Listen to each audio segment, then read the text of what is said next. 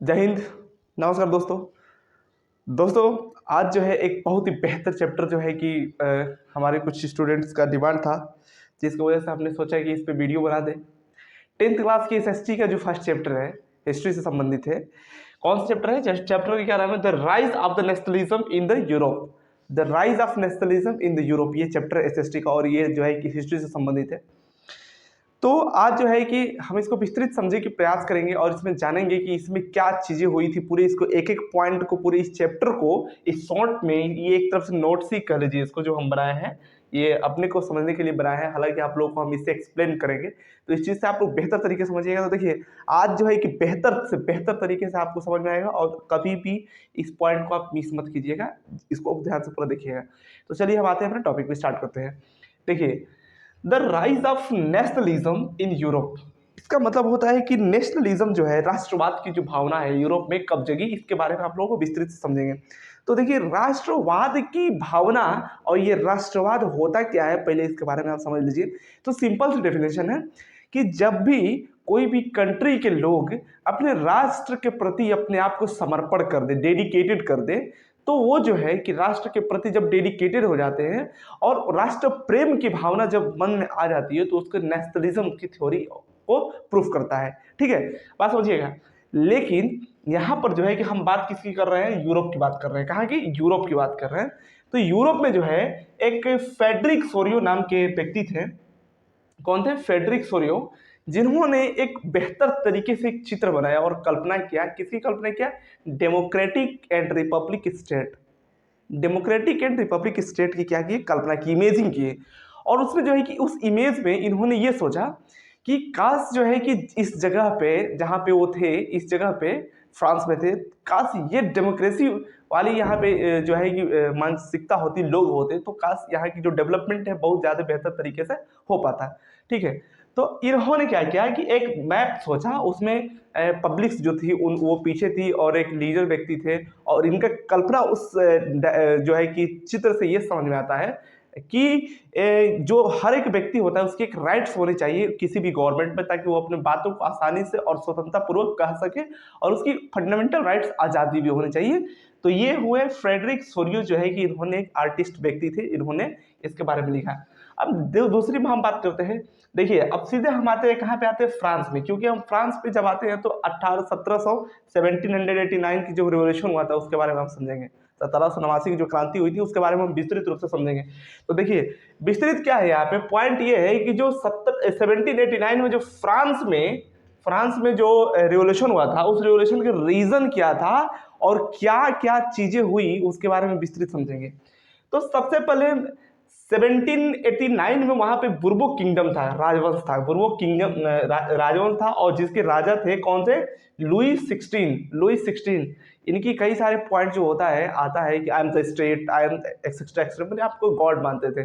और एक चीज आपको बता दें, जिस प्रकार से इंडिया के इंडिपेंडेंस जो ब्रिटिशर्स आए थे, ब्रिटिशर्स कॉलोनी थी, उससे पहले की जो समय था यहाँ पे, जो कि मुगलों का समय था, सैयद लोदी और जो है कि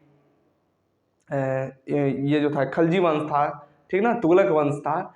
तो इन सारी चीज़ों में ये लोग भी अपने आप को क्या करते थे? एक स्टेट अपने आप को जो है कि गॉड की तरह अपने आप को समझते थे। तो उसी प्रकार से ये जो भावनाएं हैं वहाँ पे भी क्या जागरूक हो रही है। देखिए, एसएसटी है, इसको ध्यानपूर्वक आप समझेंगे तो बेहतर तरीके से आपको पूर्ण रूप से ये चीज़ें समझ में आ जाएगी। तो लुई जो 16 थे, इन्होंने क्या किया है कि एक जो है कि वहाँ पे शासन तो कर रहे थे, लेकिन ऐसा व्यक्ति, ऐसा इंसान जो एक डिक्टेटर के रूप में शासन करे, यानी कि जो वो डिसीजन ले ऑन द स्पॉट वही चीजें होती थी, ये बेहतर नहीं है। और वहां पे जो है कई सारे प्रॉब्लम को सामना करना पड़ा, कई सारे प्रॉब्लम को लोगों को सामना करना पड़ता था। वहां पे एक पॉइंट बन गया था कि जो राजा होगा वही सर्वोपरि होगा, चाहे वो गलत क्यों ना करे। और राजा जो था गॉड के बराबर होता था। ऐसा माना जाता था कि जो राजा है वो गॉड के भेजा गया, भगवान का एक स्वरूप है, भगवान की एक आत्मा है, भगवान ही समझ लीजिए 110%। ठीक है, तो उसमें क्या हुआ कि जो लुई 16 थे, इनका जो ये था कि जब ये अपने शासन कर रहे थे तो लोगों ने क्या किया कि वहां पे 1789 में रिवोल्यूशन कर दिया, क्रांति किया। अब रिवोल्यूशन क्या होता है इसके बारे में थोड़ा ध्यान से समझिएगा बेहतर तरीके से। रिवोल्यूशन का मतलब ये होता है साथियों कि किसी भी सिस्टम में, सिस्टम मतलब राज्य व्यवस्था में या किसी प्रथा में कह लीजिए, जब भी कोई आमूल-चूल परिवर्तन, एक्सचेंज, तुरंत सॉरी एक्सचेंज नहीं, चेंज होता है, जब भी कोई चेंज होता है तो उसको क्या कहते हैं? रिवॉल्यूशन कहते हैं। क्या कहते हैं? रिवॉल्यूशन कहते हैं। किसी भी सिस्टम में, किसी भी ट्रेडिशनली या फिर पॉलिटिकली किसी भी व्यवस्था में अगर उसमें चेंज की जाती है तो उसको क्या कहते हैं? रिवॉल्यूशन कहते हैं। लोगों ने रिवॉल्यूशन किया और 1789 में एक बार फिर से जो है कि डेमोक्रेटिक कंट्री की कल्पना लोग ने कर लिया और डेमोक्रेटिक कंट्री कुछ दिनों के लिए बन भी गया। थोड़ी सी इसमें ट्विस्ट है, उतार चढ़ाव कई बार हुआ, लेकिन हालांकि इस बात को हमें बेहतर तरीके से समझने की प्रयास करेंगे कि कब उतार और चढ़ाव हुआ। तो 1789 में जब रिवॉल्यूशन हुआ तो जो लुई 16 थे उनको क्या हुआ है कि हरा के और क्या कर दिया गया, वहां पे डेमोक्रेटिक जो है कि वहां पे स्टेट बना दिए गए, लोगों की राइट्स कुछ मिल गए। लेकिन जस्ट कुछ दिनों बाद एक व्यक्ति था नेपोलियन बोनापार्ट, आप लोगों को पता होगा नेपोलियन बोनापार्ट। नेपोलियन जो था 1799 में अपना जो है पावर पाया। बात दीजिएगा टाइम पीरियड क्या है। 1789 में उसने ये हुआ, क्या बोलते हैं, फ्रेंच रिवॉल्यूशन हुआ। उसके बाद से 1799 में यानी आफ्टर कितने साल हो जाएंगे, 10 साल बाद जो है कि नेपोलियन ने क्या कर लिया, अपना चार्ज ले लिया और बोला कि मैं यहाँ का डिक्टेटर हूँ, मोनार्क सिस्टम जो है कि वहां पे स्टैब्लिश कर दिया। लेकिन दिक्कत इस बात की है कि मोनार्क तो सिस्टम किया लेकिन कुछ लोगों को फ्रीडम भी दे दिया। हालांकि कई सारे केसेस में जो वहाँ के लोग थे वो नेपोलियन को जो है कि एक तरफ से हीरो समझते थे और कुछ लोग थे नेपोलियन को ऐसे व्यक्तित्व के तौर पे देखते थे कि एक बहुत क्रूर टाइप का शासक था, ऐसा ये सारा चीज़ें। तो हम इसको समझेंगे। तो इसमें जो है नेपोलियन जो था, वो जो था नेपोलियन की वहाँ के लोगों को कुछ फंडामेंटल राइट्स भी दे दिया था। क्या दे दिया था? कुछ फंडामेंटल राइट्स भी दिया था, अधिकार दिया था। वहाँ पे पॉलिटिकल अधिकार जो था एक और भी जो पॉइंट था वो चीज़ें वहाँ पे जो भावनाएं जो लोगों के अंदर थी, समान कानून में अधिकार दिया। उसके बाद से कहा कि तुम लोग अपनी आज़ादी से कुछ भी बिजनेस व्यापार वगैरह कर सकते हो, लेकिन फिर भी डिक्टेटर रहा। आज़ादी तो दिया लेकिन डिक्टेटर रहा। कहने का मतलब कि यदि इसको अपने भाषा में समझा जाए आज के युग के हिसाब से, तो उसने मेंटली उस व्यक्ति, उस वहाँ के पब्लिकों के दिमाग में, जहन में ये भरा कि हम जो है एक डेमोक्रेटिक कंट्री टाइप की कंट्री बनाएंगे, लेकिन यहाँ के राजा हम रहेंगे। और चूंकि आप लोग बेहतर तरीके जानते हैं कि जब भी किसी देश का राजा बिना इलेक्शन, विदाउट बाई इलेक्शन अगर वो राजा किंग बन रहा है तो ये श्योर है कि वहां पे मोनार्क ही कहलाएगा। और वहां की बनाए गए राजाओं के द्वारा जो भी इस्टेब्लिश इम्प्लीमेंट, जो भी कानून इम्प्लीमेंट होंगे, मेड जो लॉ एंड ऑर्डर बनाए जाएंगे, वो क्या करेंगे कि वो इम्प्लीमेंट कर दिए जाएंगे ऑन द स्पॉट, वो भी फोर्सफुली, और उसका कोई विरोध नहीं कर सकता है। आगे हम वीडियो में इसके बारे में और भी क्लिप करके बताएंगे। तो देखिए ये जो है नेपोलियन जो था, नेपोलियन बोनापार्ट, इसने शासन किया कब, 1800 से लेके 1804 से लेकर 1815 में, इतने दिनों तक इसने शासन किया। और शासन करने के बाद से अभी बताएं कि कई बार जो है कि आज़ादी भी दिया लोगों को। और इसमें एक और चीज़ बात आता है कि लिबरलिज्म, उदारवादी, इसके बारे में थोड़ा अभी अगले पॉइंट बताएंगे, पहले ये देख लीजिए। एक बार जो है 15 में क्या हुआ, वाटरलू की वार हुई, वाटरलू का युद्ध हुआ 1815 में। इसमें प्रेव वर्सेस, प्रेव का फुल फॉर्म होता है प्रशिया, रशिया, ऑस्ट्रिया और ब्रिटेन। इन प्रेव वर्सेस किसके बीच में हुआ था, प्रेव वर्सेस नेपोलियन। और यहाँ पे जो है कि नेपोलियन जो है कि क्या हुआ, नेपोलियन जो है कि यहाँ पे उसको हार का सामना करना पड़ा। ठीक है, हार का सामना करना पड़ा।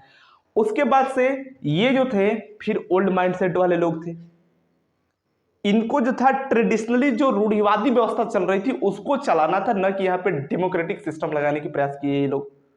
ठीक है, फिर जो है इनके साथ भी जो है कि जब ये इनका टाइम पीरियड प्रेव वर्सेस नेपोलियन हुआ तो नेपोलियन ने हार गया। फिर नेपोलियन को बाद में कहा जाता है कि फांसी भी चढ़ा दी गई, मार दी गई, कई सारे कथन है इसमें, अभी क्लियर नहीं हो पाता है। तो 1813 में जो है कि कॉन्स्टिट्यूशन जो है कि एक और इन जो ये साम्राज्य बनाए थे प्रेव वाले, इन लोगों को भी खत्म करके एक लुई फिलिप नाम के थे व्यक्ति, इन्होंने क्या किया, वहां पे अपनी स्थापना कर दिया। लुई फिलिप 1830 में लुई फिलिप जो थे कॉन्स्टिट्यूशन, संवैधानिक तौर पे इन्होंने काम करने का प्रयास किया कि जो भी काम होगा वो संवैधानिक तौर पे होगा, लीगल होगा, उसमें जो है कि किसी को ना दबाया जाएगा और नहीं सताया जाएगा। ये सारा हम जो है कि नेपोलियन के पास थे, और नेपोलियन को देखिए हम आपको एक्सप्लेन करेंगे कि जब प्रेब वर्सेस नेपोलियन के बीच में वॉर हुआ, कौन सा वाटरलू का वॉर हुआ, उस वार में जो है नेपोलियन को वॉन यानी क्या बोलते हैं वो क्या हुआ, हार गया, और ये जो है प्रेब वाले जो थे ये क्या करके जीत गए। तो जीतने के बाद इन लोगों ने भी रूढ़िवादी प्रथा टाइप की व्यवस्था को वहां पे इंप्लीमेंट करने का प्रयास किया, और उनको एक बात से हेट थी कि जो है कि यहाँ पे अगर डेमोक्रेटिक सिस्टम अगर लग जा रहा है तो इन लोगों की प्रॉब्लम्स क्रिएट हो रही थी, तो ये चीजें वहां पे पच नहीं रही थी। तो आप समझिएगा, अब 1813 में कॉन्स्टिट्यूशंस के बेस पे यानी कॉन्स्टिट्यूशन लागू करने के बेस पे जो है कि लुई जो थे फिलिप, इन्होंने वहां पे अपना शासन करना स्टार्ट कर दिया। ठीक है, और एक और चीज आपको बता दें, जैसे कि कोई भी देश होता है, राष्ट्रवाद की जो भावना होती है नेशनलिज्म की, उसमें कुछ पॉइंट होता है, उसी पॉइंट के बेस पे राष्ट्रवाद को जो है कि हम लोग क्या करते हैं, समझते हैं। देखिए पैट्रियार्की कॉन्सेप्ट, जैसे हम लोग इंडिया में रहते हैं ना, तो इंडिया के जो लोग हैं एक चीज बोलते हैं हमेशा, भारत माता की जय, भारत माता की जय। लेकिन ये बताइए किसी ने कभी भारत माँ को देखा? नहीं। हम उसके प्रति दिल से जो है कि लगाव रखते हैं, हमारा इंटेंशन रहता है कि वो हमारी माँ है, भारत माँ है, और एक चल चित्र भी बना लेते हैं जिसपे ये कहते हैं कि नहीं ये हमारी भारत माँ, उसकी रक्षा करते हैं। ये क्या है, राष्ट्रवाद की एक बेहतर एग्जाम्पल और बेहतर भावना है। क्लियर? तो पैट्रियार्की ग्रुप्स वहां पे एक कॉन्सेप्ट बताया गया कि नहीं ये हमारा पितृ सत्तात्मक, जैसे ये है, जैसे यहाँ मैट्रियार्की है माता, वहां पे वो कहा गया कि नहीं ये है। नेशनल फ्लैग और नेशनल सॉन्ग, ये बहुत बड़ा इंपॉर्टेंट चीज होता है। अगर आपके अंदर राष्ट्रवाद है किसी भी देश के अंदर, तो नेशनल फ्लैग और तो किसी भी देश की राष्ट्रवाद की जब भावना आता है, तो राष्ट्रवाद का मतलब क्या होता है कि अगर नेशनल फ्लैग और नेशनल सॉन्ग है, तो उससे क्या होता है कि देश के अंदर, उस राष्ट्र के हर एक व्यक्तियों के अंदर जो होता है एक नेतृत्व, एक अगुआ, और एक बड़े जो है कि भावना दिमाग में बनता है कि नहीं हम उसके रहने वाले हैं, हम उस देश के नमक खाए हैं, उस देश की जो है कि उस नमक से जो कि है कि हमारे जो है कि रोजी रोटी चल रही है, हम जी रहे हैं।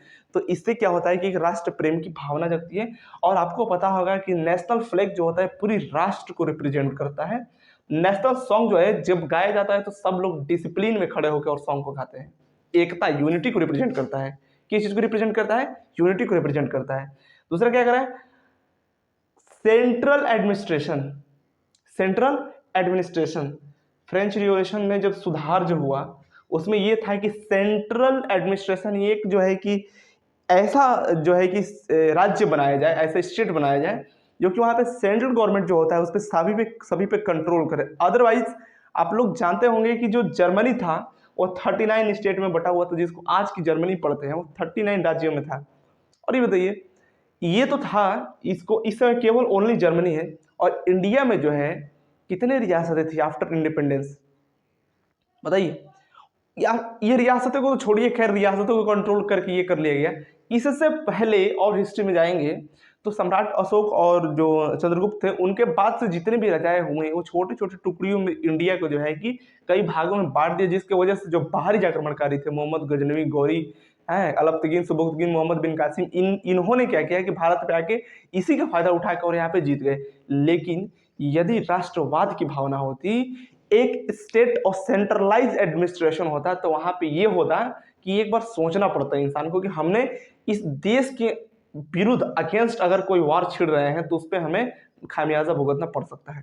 ठीक है, आगे टैक्स पब्लिक कंट्रोल, कितना बेहतर पॉइंट है, इसको समझिएगा। हमें प्रशासनिक व्यवस्था के द्वारा या फिर गवर्नमेंट के द्वारा जो सुविधाएं प्रोवाइड कराई जाती है उसमें सबसे बड़ा और मुख्य रोल पब्लिक की होती है, जनता की होती है, उस राष्ट्र की आम जनता की होती है। इसलिए क्योंकि यदि वो व्यक्ति personal tax, income tax, property tax, GST और ट्रांसपोर्ट टैक्स नहीं देता, तो इस देश की बजट बनाना, इस देश की गवर्नमेंट सैलरी प्रोवाइड कराना, इस देश की नई टेक्नोलॉजी में इन्वेस्टमेंट करना, इस देश की सैनिक डिफेंस में वो करना, खर्च करना, एक्सपेंडिचर करना, ये बहुत मुश्किल हो सकता है। तो टैक्स जो है कि सभी व्यक्तियों पे लगाया गया, और ये भी कहा गया कि सब लोग इक्वालिटी में एग्जिस्ट करेंगे, इक्वालिटी में सब लोग रहेंगे, ऐसा नहीं कि कोई बड़ा तो कोई छोटा रहेगा। आगे क्या है, कि आगे जो कह रहा है कि एक वेट और मेजरमेंट सिस्टम बनाया गया। वेट माने वजन और मेजरमेंट नापने की व्यवस्था भी बनाई गई वहाँ, ठीक है। तो अब हम एक बात कर लेते हैं, देखिएगा लिबरलिज्म, जैसे कि जो भी ये प्रेब जो हुआ, प्रेब होने के बाद से जो है कि बाद में जो है ये जो आ गए लुई फिलिप जो आ गए, तो लुई फिलिप के समय से बाद से फिर वहाँ पर लोकतांत्रिक टाइप का जो है कि भावना है थोड़ा सा पनपने का लगी। तो लोकतांत्रिक में है कि एक पॉइंट आप लोग को बता दें, यूरोप की जब भी आप हिस्ट्री पढ़ेंगे ना तो दो तीन चीजें मिलता है। एक तो ये मिलता है कि वहां पे पोप और पादरी जो चर्च वाले थे वो लोग अपने आप को इतना हेड समझते थे, अपने पिक पॉइंट पर समझते थे कि उनसे नीचे जो पब्लिक थी वो सब क्या थी, उनके नीचे थी पब्लिक, उनके इक्वल में भी नहीं थी। और ये कहा जाता था कि जो चर्च के पोप और पादरी होंगे वो सर्वश्रेष्ठ गॉड के भगवान यानी भगवान के बराबर होंगे। ये चीजें वर्ल्ड हिस्ट्री में कही जाती है। लेकिन ये बताइए उस समय ये भी था कुछ भ्रांतियां कि यदि तुमको स्वर्ग जाना है तो तुम हमारे पास पैसे लाओ, हम तुमको एक पेपर पे चार्ट बना के दे देंगे और वो चार्ट लेके जाओ और वो चार्ट लेके अपने पास रखना, इससे क्या होगा तुम सीधे स्वर्ग में जाओगे चाहे तुम कितने भी पाप कर लो। ये चल रही थी प्रथा। पोप और पादरी सर्वोच्च थे। उसके बाद वही अपॉइंट करते थे किसको, किंग को, राजा, किंग मेकर थे। और जो राजा बनाते थे वो भी जो था कि गॉड के समकालीन इक्वल था। ये सिस्टम थी यूरोप में। कुछ चीजें ये है कि जब एक गरीब और अमीर वर्सेस डिफरेंस होने लगा, एक राजा और दूसरी तरफ गरीब मजदूर, तो इस सारे चीजों में ये हुआ कि नहीं, अगर ऐसा हुआ, देखिए किसी भी राष्ट्र की बैलेंस बनाना उस राष्ट्र की प्रोन्नति करने की एक बेहतर जो है कि इनिशिएटिव होता है। और हर एक इंसान हर एक कंट्री में जो है कि सरवाइव करने के योग्य उस कंट्री के एडमिनिस्ट्रेशन के बेस पे जो है कि जीवित रहने के बारे में वो क्या कर सकता है, सोच सकता है, ठीक है। तो जो मध्यम वर्ग जो पैदा हुए, इन्हीं दोनों के बीच से एक मध्यम वर्ग पैदा हुआ है। कौन कौन के बीच से, एक मजदूर और दूसरा जो थे बड़े बड़े किंग राजा, इन दोनों के बीच से। और राजाओं के पास इतनी हैसियत थी कि कितने मजदूरों को नौकर चाकर चपरासी सब फलान चिलान बहुत कुछ बना लेते थे। और एक वो इंसान कि जो सबको हायर कर ले रहा है कुछ भी करवाने के लिए, और दूसरा वो इंसान जो खाने के लाले पड़ रहे हैं उसको, वो अपने बारे में ये नहीं सोच पा रहा है कि हम खाएंगे क्या नेक्स्ट डे। तो इस तरह करके यूरोप की जो हिस्ट्री थी, ये इस तरह करके हिस्ट्री जो थी। और देखिए सबसे मेन पॉइंट ये आता है कि जो यूरोप की हिस्ट्री थी, यूरोप की हिस्ट्री में मध्यम वर्ग ने बहुत बड़ा रोल निभाया। मध्यम वर्ग मीन्स क्या कर सकते हैं, डॉक्टर, इंजीनियर, साइंटिस्ट, मास्टर, और जो है और भी जो थे मध्यम वर्ग जो थे, ये मध्यम वर्ग एक पढ़ा लिखा मध्यम वर्ग होता है। और पढ़ा लिखा होने का मकसद ये होता है कि आपके पास क्वेश्चन करने की क्षमता आ जाएगी। क्वेश्चन करने की क्षमता। एक अनपढ़ व्यक्ति है, अनपढ़ व्यक्ति जो है कि क्वेश्चन नहीं करे, उसको आप कह देंगे कि खेत को कोड़ दो तो फावड़ा निकालेगा, कोड़ देगा सीधे, ठीक है। लेकिन जब आप एक पढ़े लिखे व्यक्ति से ये बात कहेंगे तो समझेगा और कहेगा क्यों कोड़े भैया, इसके क्या बेनिफिट होगा, कोड़वा रहे हो तो हमारा क्या बेनिफिट होगा और तुम्हारा क्या बेनिफिट होगा, यदि केवल तुम्हारा ही बेनिफिट हो रहा है तो हम क्यों करें, तुम खुद कर लो ना। ये व्यवस्था थी। तो जो मध्यम वर्ग के लोग थे, छापे खाने, इंडस्ट्रियलाइजेशन भी हुआ बाद में, जिससे क्या हुआ कि रोजगार जो था वो वहाँ पे हुआ और लोगों की समानता का अधिकार मिला। और वहाँ पे एक बधुआ मजदूर की प्रथा चलती थी, बधुआ मजदूर वो भी कम हुआ। बधुआ मजदूर का मतलब कि पारंपरिक तौर पे एक व्यक्ति जो था उसके खानदान परिवार जो एक राजा साहब के यहाँ इस्टेब्लिश करते थे, रहते थे, उनका सर्वाइव करते थे, उन्हीं के पाले हुए रोटी पे जीते थे, लेकिन वो बंधे थे, अपनी एक भी मन का काम नहीं कर सकते थे, ठीक है। और हम जब यूरोप की बात कर रहे हैं तो ये स्टार्टिंग जो है कि कहाँ से हुआ था, फ्रांस से हुआ था। तो फ्रांस के साथ साथ ब्रिटेन में भी, इटली में भी, जर्मनी में भी इसका प्रभाव देखने को मिला। तो ब्रिटेन में जो है कि इंग्लिश थे, चार तरह की जातीय विभेद भी थी यहाँ पे, इंग्लिश थे, वेल्स थे, स्कॉट थे, आयरिश थे, चार प्रकार के वहां पे रहते थे। इनके अंदर भी जो था मानसिकता जो था आपस में जुझारू टाइप का था। और आपको बता दें कि इंग्लैंड से ही प्रोटेस्टेंट और कैथोलिक की जो भावना थी वो थी। कैथोलिक जो था पुराने चर्च की प्रथा को मानते थे, और प्रोटेस्टेंट जो थे उसमें जो बुराइयां थी उसको इम्प्लीमेंट करके, सुधार के, इम्प्रूव करके, और उन्होंने उसको बताया विस्तृत रूप से। एक मिथ था कि जो यूरोप में चर्च वाली जो बाइबल था उसमें ये कहा जाता था कि जो सूर्य है, मिथ था, ये रियलिटी नहीं है, सूर्य जो है पृथ्वी का चक्कर लगाता है। लेकिन गैलीलियो और ब्रूमो जैसे साइंटिस्टों ने उसका अगेंस्ट रियलिटी चीज़ को बता दिया। ब्रूमो को जिंदा चौराहे पर जला दिया गया और गैलीलियो को नज़र बंद करके मार दिया गया। अंधभक्ति, ये इतना बड़ा एक, इसको कह सकते हैं कि लोग उसके बारे में विरुद्ध अगेंस्ट सोच नहीं सकते थे कि जो पोप पादरी बोल देंगे वही सर्व होगा, और जो पोप पादरी करेंगे वही सर्वदाता, वही सर्वश्रेष्ठ और वही सत्य होगा। ये थे। यूरोप की बात कर रहे हैं तो फ्रांस और इंग्लैंड की बात हमने कर लिया है। ये लोगों के अंदर भी ये चीज़ें भावना थी, लेकिन देखिए एक समय था कि लगभग 20 देशों के आसपास जो थे कि ये लोग क्या करते थे कि अपना एडमिनिस्ट्रेशन जो था कि शासन कर लिए थे। और देखिए इंडिया में जो शासन किया, एक कंपनी शासन किया, ईस्ट इंडिया कंपनी। बताइए, चतुराई देखिए, चालाकी देखिए, और यहाँ की जो क्षेत्र विस्तार था वो फैल नहीं पा रहा था, जिसकी वजह से आपस में राजा जो थे आपस में लड़ रहे थे, उनको जगह जमीन चाहिए थी। इसे लड़ने की वजह से फूट डालो राज करो की पॉलिसी लगा के, और यहाँ पे जो थे ब्रिटिशर्स अपने स्टेब्लिश कर दी। भारत में भी 4 लोग आए थे, पुर्तगीज, फ्रेंच, डच, ब्रिटिशर्स। सबसे ज़्यादा ब्रिटिशर्स रहे इंडिया में, कब्जा किए और रहे। अब हम पॉइंट पे आते हैं कि जब भी हम बात करेंगे तो यहाँ पे जो है कि एक चीज़ हमें समझ में आई कि जो एक होता है बाल्कन क्षेत्र। आइए हम मैप में आपको दिखाते हैं।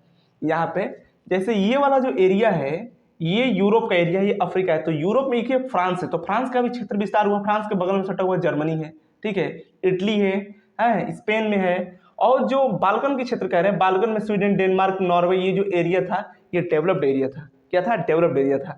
तो इस एरिया में जो ये है कि जो मजबूत देश थे कैसे, जैसे रशिया था, ठीक है, रशिया हुआ, तो जर्मनी, इंग्लैंड और रसिया जैसे जो मजबूत देश थे, ये देशों ने क्या किया कि बाल्टिक पे अपना शासन प्रशासन करने के जो था कि करने की वजह से वहाँ पे जो, क्योंकि बिजनेस व्यापार और खनिज पदार्थ वहाँ पे बहुत ज़्यादा मात्रा में थे, तो इसलिए वहाँ पे जो है कि शासन पहला अपने बनाने के लिए वर्चस्व की लड़ाई में लोग लग गए थे।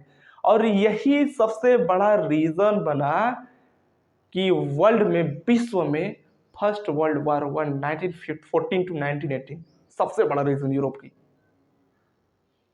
राष्ट्रवाद का उदय यूरोप से हुआ, डेमोक्रेसी भी यूरोप से आई, रिपब्लिक भी यूरोप से आया। लेकिन एक चीज को देखते रहिए बैलेंस किस तरीके से बना। तो ये जो चैप्टर था the rise of nationalism in Europe, इसको हमने एक्सप्लेन किया, बेहतर तरीके से आप समझे होंगे।